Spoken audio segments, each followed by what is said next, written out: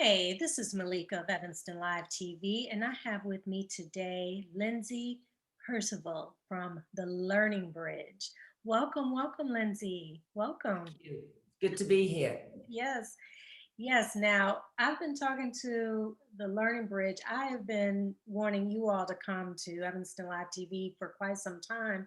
When I learned about you, I think I must have been living under a rock that I had not heard of the Learning Bridge. And so I'm thinking, well, maybe there's others out there who haven't heard of the Learning Bridge. And when I learned of you all, I said, everybody needs to know about the Learning Bridge. So I'm so happy you guys made it today. Thank you so much, Lindsay. Oh, you're welcome. Anytime. So now, how I came to learn about you, actually, I don't even remember how we all like came to actually meet. I'm trying to remember. But when I had the discussion with you all, Mhm. I was so fascinated because you're all about getting kids prepared. And you and I were just talking before we went live, getting kids prepared, teaching them independence before they even enter kindergarten. And I can't tell you how many forums, how many interviews I've done where we've talked about kids not being prepared, one, to enter ETHS, Mhm. two, just to enter grade school. And then it never dawned on me, no, you have to get them prepared before kindergarten. Right. And Yes. that's the learning bridge. I'm like, so does everyone not know of the learning bridge? What's going on here? So we used to be the childcare centre of Evanston. We've been in Evanston for 76 years. Wow. And really, we changed our name because we knew that we had an educational, a learning piece to our program that made us special. We had just we just won an award for teaching in preschool from the Illinois. Oh, I can't remember now. The Illinois Gateways, an award of excellence. And we didn't realize how few people actually got this award. Myself and my education manager had been in training for 16 months with what was then the ounce of prevention. It's now called Early Start. And it was all about improving the quality of care and education for young children.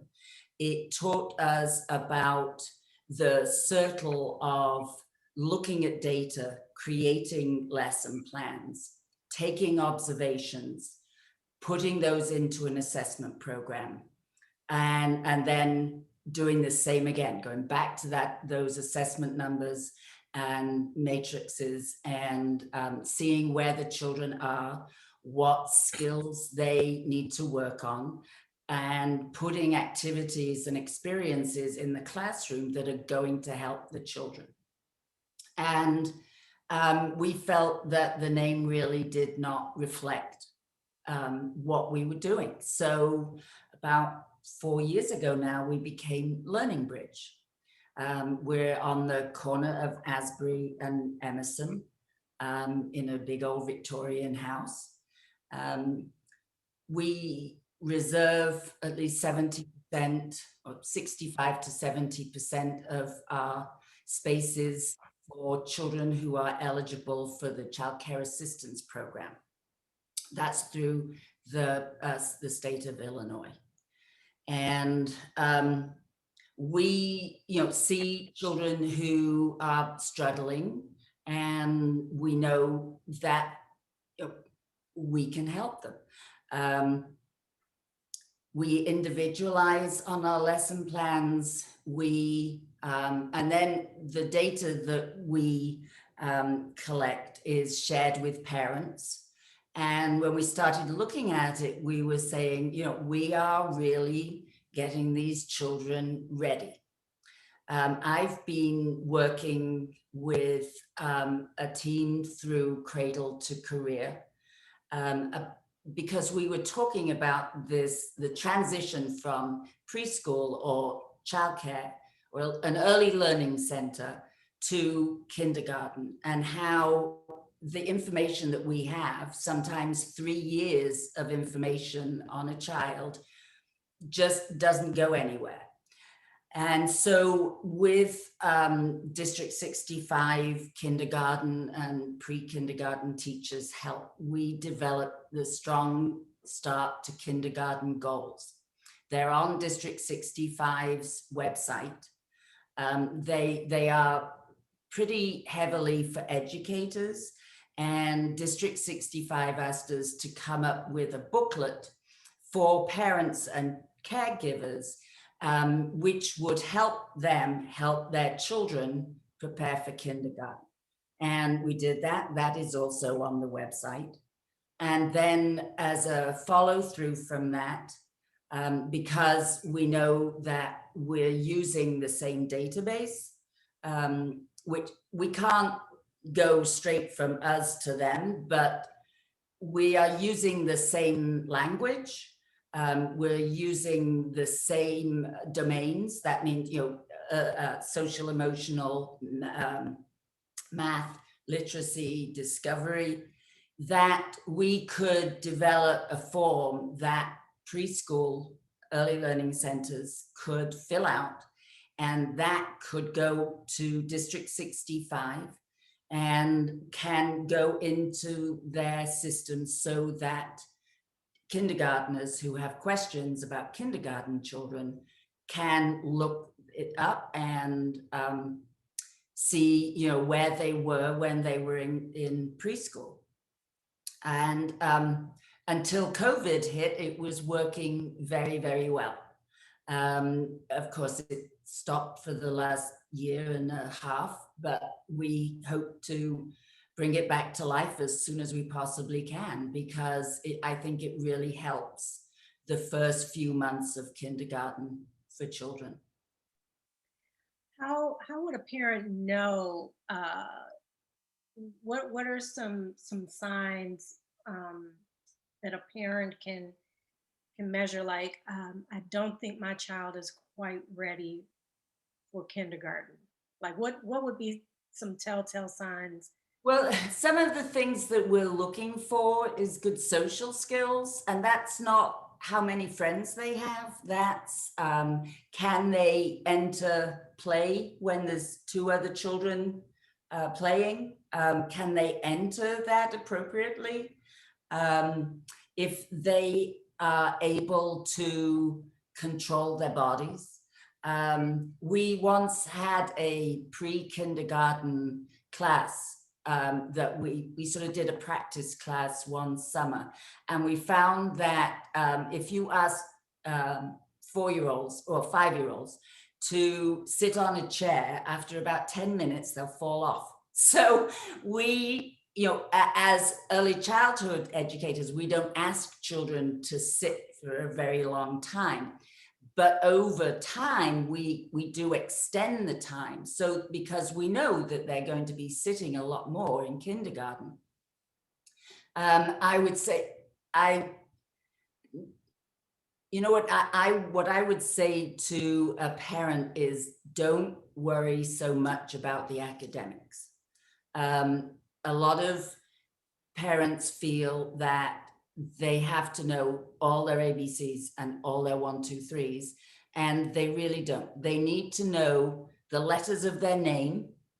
They need to know up to 10, and they need to understand that like 8 is a bigger number than 4. So, and in that guide, actually, there's all sorts of activities that can help with that. That's interesting. I'm trying to think back, way back when I entered kindergarten. What all I knew. I knew my numbers. I knew, colors. I knew how to spell my name, how to write my name. Right. Yeah, I'm just trying to remember. But I will say, but what about like those kids who are just really shy? So maybe they have those skills that you're talking about. They know how to spell their name. They know the letters in their name, Right. um, and they can control themselves, but they don't know how to enter, playing with two kids. They don't Right. know, they don't have that skill So yet. yeah, that's where, play groups, going to the park, going to a part-time or a full-time learning center really helps. I think, time with family is great also. I don't, when a child is shy, I don't believe in forcing them to be gregarious. You know what I mean? That if they don't talk a lot, well, that's fine. As long as I know that they are understanding by what they're doing, then I don't mind a child being shy. What I would like them then to do is be confident, um, because I know it's tough to be shy. Hmm. Hmm. Yeah, the introverts. Introverts Right. tend to, So, yeah. at Learning Bridge, we have sort of changed our way that we give extra support to young children. We used to, because really the only choice if we have a concern is to go to District 65 and get tested. And that requires a parent to take time off work. And we know that that is very difficult for some parents. So we decided, and this was Anne Rappelt's idea, my education and program manager, to hire our own speech therapist, and have her work with volunteers. And they would then go into the classrooms and work with the children.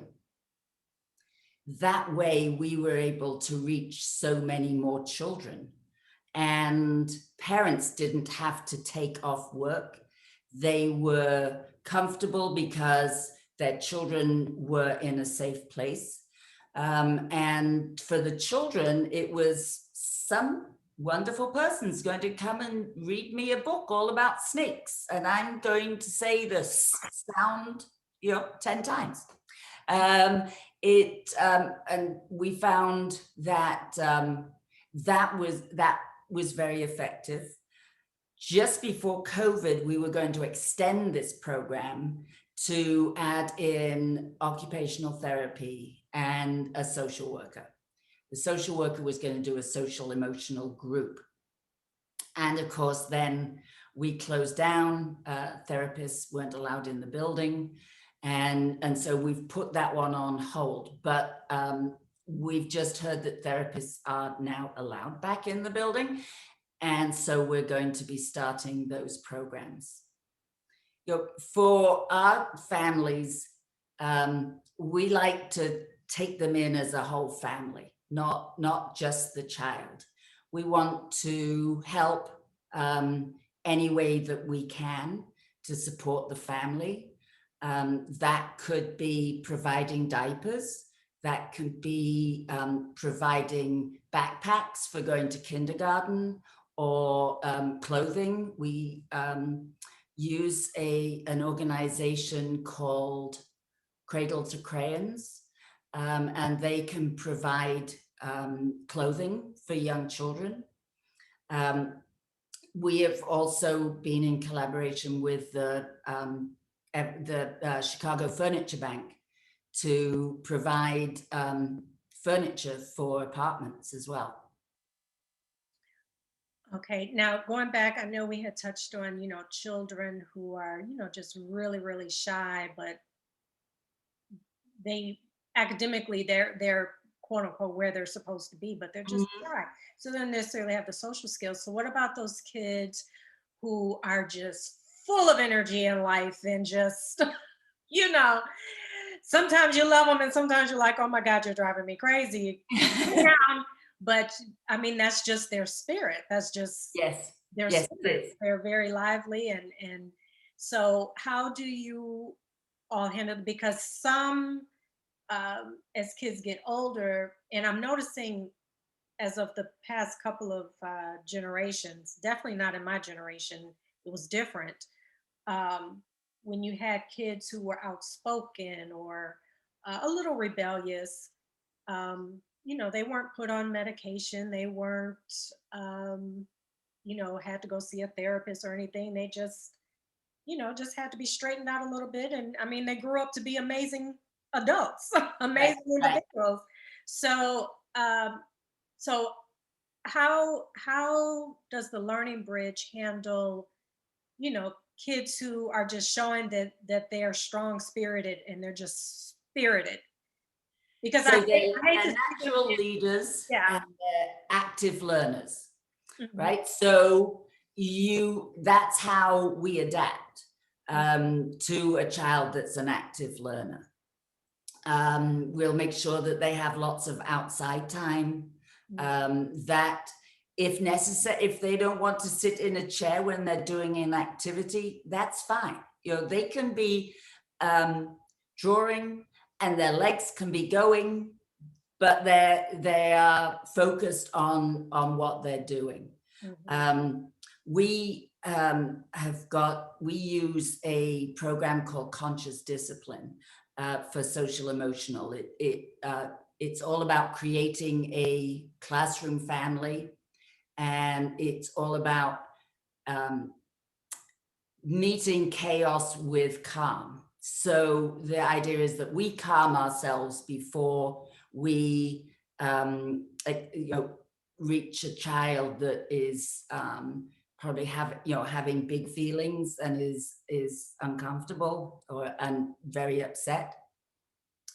The tactics that work with a child that is upset also work with active learners. We know that instead of sitting to read a book, these children might need to act out the story. And some children, as you say, the shy ones will sit down, but the active learners that really like to move around and have a lot to say, can lead the story.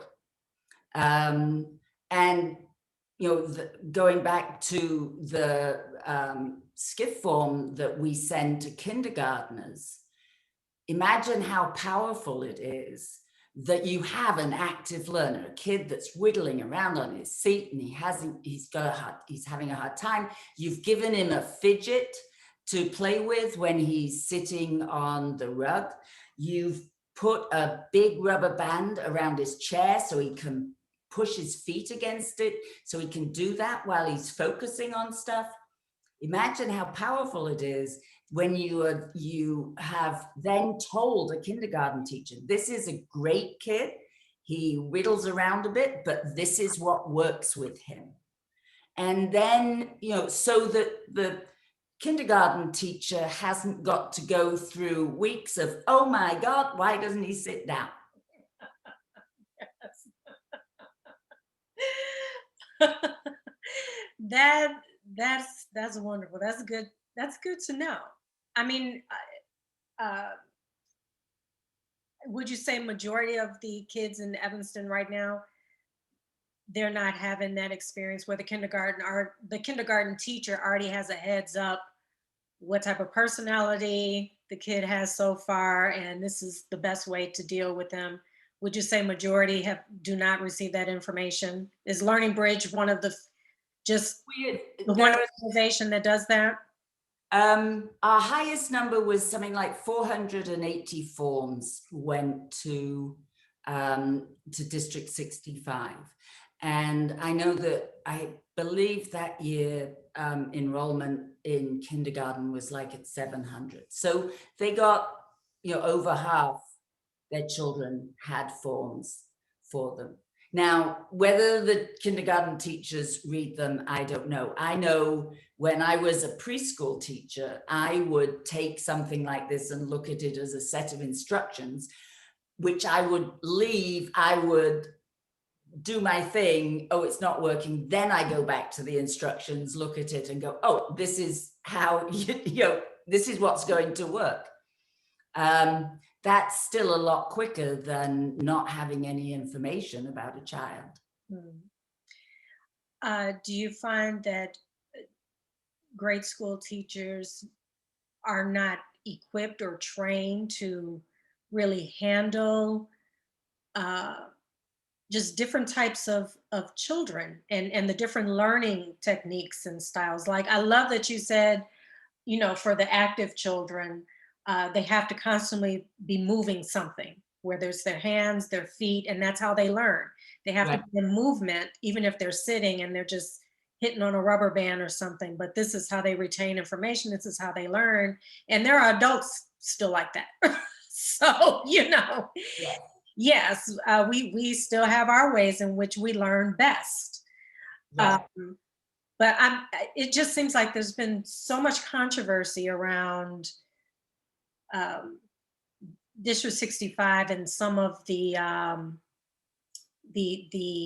teachers and how they handle some kids compared to how they handle others. And then you have the achievement gap, and it all has to stem from starting with preschool and kindergarten. That sets the tone, right? Yes, it does. I really believe that we are teaching foundation skills because there's no time, once you hit kindergarten, there's no time to start learning self-regulation and social skills because there's kindergarten has become more and more academic. I think uh, at least, so my children, my youngest are 30 years old. So it's been a while since I've been in a kindergarten classroom. But what I saw was a curriculum packed day to the point where, and yet research shows us that if you teach something one way, you will reach 25% of the children. So you need time to be able to not just teach it one way, but teach it in another way and maybe another way so that you can reach as many children as possible.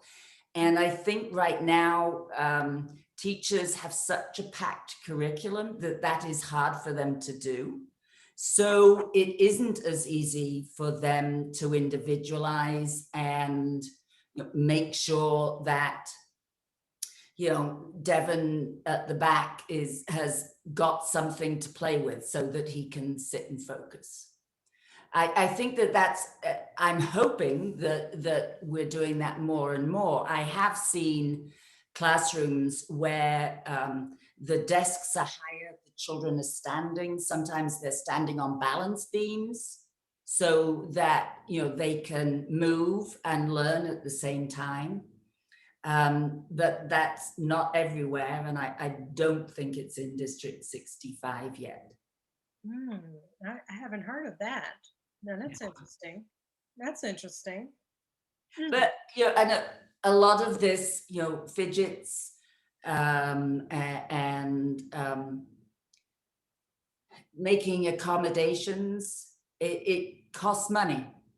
And I'm not getting into the District 65 budget argument, but as I say, a lot of this stuff takes money.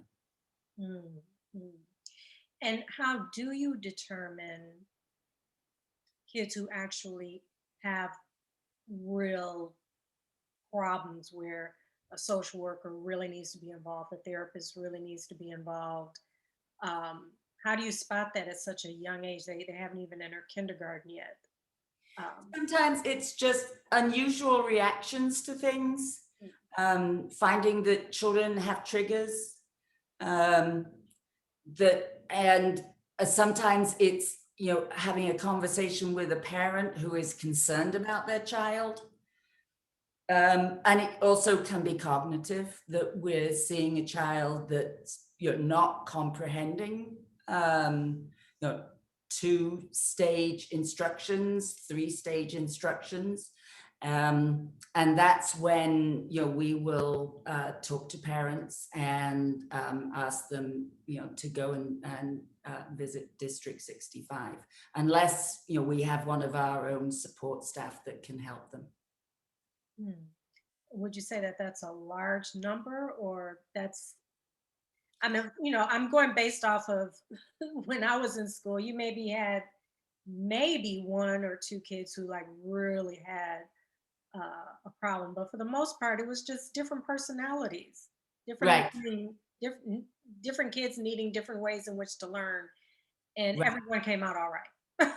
Yes, and it's the same now. One in a classroom, two in a classroom would be very, very unusual. But one in a classroom, yes. And you're right.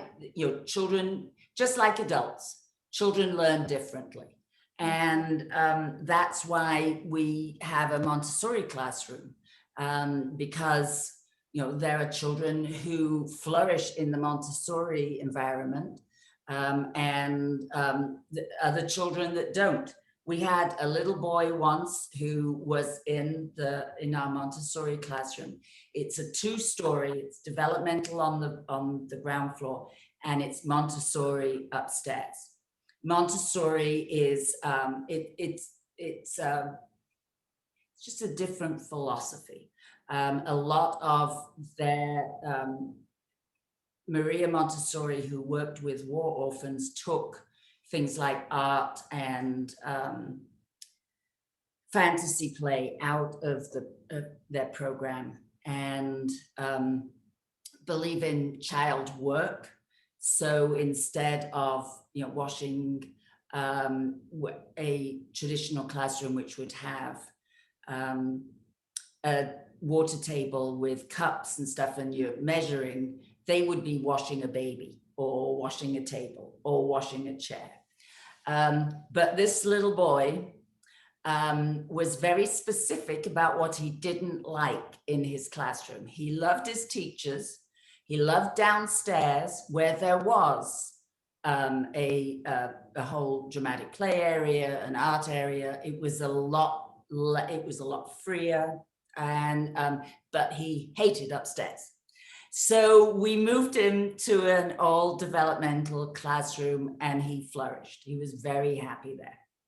Mhm. And then, and vice versa. We can have a child who really likes a little bit more structure, is very comfortable sitting, doing small, fine motor work, and they may be the perfect candidate for the Montessori classroom. Hmm. Yes, my sister went through Montessori and she flourished. I mean, she went on, got 4-year scholarship to Northwestern. I mean, Wow. it's such a difference, and I think what a lot of parents are concerned of, because we're always hearing about this achievement gap later as they get into District 65, and definitely by the time they get to 202 to ETHS. Right. You just hear all the statistics, the numbers, and so I think what parents are most concerned is the start. So if they started at a learning bridge, they want to be sure that their children um, are not going to, where there wouldn't be any sort of margin of error for their child. So the Right. moment the child messes up, or God forbid, Yeah. uh, then all of a sudden they have to go see a social worker or a therapist. Something's wrong with your kid, and I mean, and already planting that seed. You know. Right. Right. And sometimes, I know some of our parents didn't have the greatest time in high school themselves, and remember that, that's a trigger for them about their child entering kindergarten. And yes, the achievement gap is very real. The reading group that you start off in first grade is the reading group that you would be in fifth grade. And so, putting more intentional focus and experiences in the 0 to 5 area is so important. Hmm. Hmm. And what does the Learning Bridge do in terms of? Well, I know all of this and learning this. It's building their self-esteem and really getting them prepared. Just the confidence level you were talking about. So, aside from just, the activities, uh, do you all have a portion of the day where it is just about, as corny as it sounds, but it's so important when you become an adult, is believing in yourself and, Yes. feeling good about yourself. So is that something Learning Bridge just really pumps into the kids?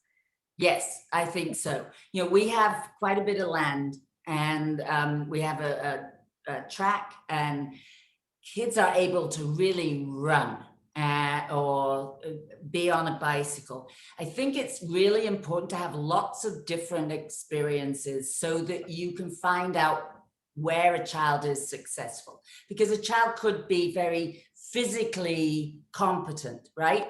Mhm. Then you're telling them this, you're pointing this out to the child. That's helping with their confidence. You have others that are fantastic artists, and that's their special talent. You've got some that are trying to read. That's their special talent.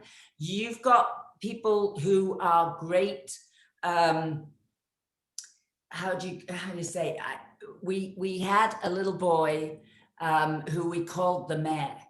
He would, when I used to do in-person tours, he would come up to me and the parents and say, hello, my name is, and this is so and so, and this is so and so, and this is my teacher, Miss Laura, and this is my teacher, Miss Jasmine. And would he was the great negotiator. He just, and so what's important is to point that out to the child. Look how good you are at this. Look how well you helped your friend, when when his tower fell down and he was sad, and you went over and you gave him a hug. This little boy came to school in a three-piece suit for his birthday. He was an absolute pistol. He's a great kid. And I actually know, well, I heard about him in fifth grade. He won an award and got a season's pass to Great America. Oh. He's the one that's going to be on student council. Just sometimes it's hard to know what the skill is. I Mm. know I'm still wondering what my skill is sometimes. So, seeing and pointing it out. I have a teacher who, at snack time, so it's nearer the end of the day, goes around and praises each child. She talks about, you remember when you did this today? That was so fabulous. So yes, bolstering a child's confidence is really important. They need to be really confident, ready to put their hand up, see their name on their locker, know that they're welcome in kindergarten, and then they have to find out where the bathroom is. Mm. I love hearing that. Um, I just go back to my own experiences. When we first moved to the Chicago area, I was starting kindergarten. I was nursery school, about to go into kindergarten, and we were on the south side of Chicago, so it was predominantly all Black children in my nursery school. And then it was time to go to kindergarten at a Catholic school, uh, and majority of the teachers, and it was nuns. Everyone was pretty much white, but all the kids were Black. And I just remember the nuns were so mean. They were so mean, and back then were allowed to, hit us. We have to stand in line to be beat. And I remember this one nun, Sister Mary. Most of them were called Sister Mary, but Yes, yes, they she are. she had called me stupid and just said all these horrible things. And I remember her like yesterday. Yeah, Yesterday. I was like, what, 4 or 5 years old. I remember her face to a T, how she looked at me, the words right. that she said to me. And I'm 4 or 5 years old and I'm looking up at this woman and she's like, you're stupid. You're this, you're that. Uh, and I just was so hurt. I never like told anyone, but I internalized it. It was, Sure. yeah. So, I think about the kids today, and and I keep bringing up the achievement gap because I truly believe um, that majority of the children that are having a hard time through District 65 in their classes, it stemmed from something like that. Hmm. Yes. Yes, I think you're absolutely Mm. right. We have a saying, and I'm going to completely mess this up, but it's in the teacher's bathroom, and it says, "I am the most decisive factor in this classroom. I can make it a wonderful place. I can make it miserable." You Mm, know, um, and it's absolutely true. mhm, A really, teachers are one of the first people that a child trusts other than their parent. And they're people that they look up to. Children are always saying, "I'm going to be a teacher when I grow up." mhm, So yes, we have to remember to model appropriate behavior, mm, model by saying the right things, mhm. and remembering that this is this growing brain. And don't we have a I always think that children are born perfect. We just have a chance of messing them up. I try not to mess them up too much. Yeah, so Mm, mm, mm. Well, I am loving the whole concept behind the Learning Bridge. So maybe I'd heard of you all before you changed the name, but I think the name change was great because it speaks to what it is that you're about. right. So it's a bridge to kindergarten. It's a bridge to learning. It's a bridge to the rest of their lives. Mhm, Children are, are looking forward to 16 to 18 years of sitting, reading factual books, listening to teachers. So it's really important that we give them those foundational skills. A child's brain is 90% grown by the age of 4, and how it grows is really important. We need to support it with good food, good sleep patterns, routines, and then experiences that are going to help them. And the more they master experience skills, the more confident they can become. yes, yes. I'm loving it. Absolutely loving it. I think everybody should know about the Learning Bridge, especially everyone with little ones. And you're trying, parents spend so much trying to figure out, uh, you know, the learning toys. And I mean, if they get a bad start at a preschool, all of that investment meant what? Right, right, You know? right. Mhm, mhm. And I want you to come and visit us. Yes, Definitely. yes. You almost make me want to have a kid just so I could put them so I could put them through the learning bridge and see what, see what I can put out there in the world. That would be interesting. But I'm sitting here thinking that I was like, wow, kind of wish I had a kid right now. I could put them through. Put them through the learning bridge. But thank you so much, Lindsay. I know we've been trying to like connect for the longest. I just want everyone to know what it is that you all do, and so please let everyone know where they can contact you, where they can get more information. They can contact me at lbadmin at lbeec.org, or 847-869-2680. Mm, mm. Excellent, excellent. And the learning bridge. So where are you all now with COVID and On July 6th, we will have been open a year. We closed for 3 months, March 13th, Friday the 13th, And we opened again July 6th. So July 6th, we'll be open a year, and we're going to, all the children and the staff have done handprints, and we're putting them on stakes and putting them in front of our building. Hmm.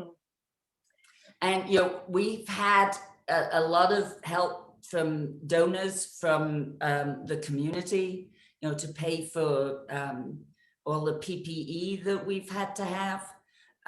So we've had a lot of great support, Hmm. and particularly our parents, because we're asking them to still wear their masks because their children aren't vaccinated. They've been so patient with us and being so careful. Excellent, excellent, excellent. Well, thank you so much, Lindsay. Thank you. And yes, I want to come and get a tour, and maybe, I can bring my cameraman and, you know, Sure. capture the energy of the Learning Bridge. But thank you for all that you all are doing at the Learning Bridge for our kids who will grow up to run this community. And it all starts right there at the beginning. Yes, It all starts there. absolutely. Well, thank you very much for letting me talk so long about Learning Bridge. It is one of my favorite topics, and we'll stay in touch. Yes, yes. Thank you so much, Lindsay. Thank you. Thank you. Bye-bye. Bye-bye. All right, this is Malika, Evanston Live TV. That was Lindsay Percival from the Learning Bridge. I will be sure to put their contact information in the description so you all can reach out if you know of parents who have kids who are needing a Learning Bridge. Yes, please pass on the information. And yeah, we're going to close this achievement gap. You got to start them early, got to plant the seed early and make sure they have that Yeah. positive start, and that they build such a solid self-esteem just starting out that if they run across a bad teacher, it's not going to matter. It's not going to Yeah. matter. Yes. So you all, please be sure to stay tuned. We will be reaching out to Learning Bridge again, do a tour so everyone can actually see the facility and just learn more and more about them. So stay tuned right here at Evanston Live TV.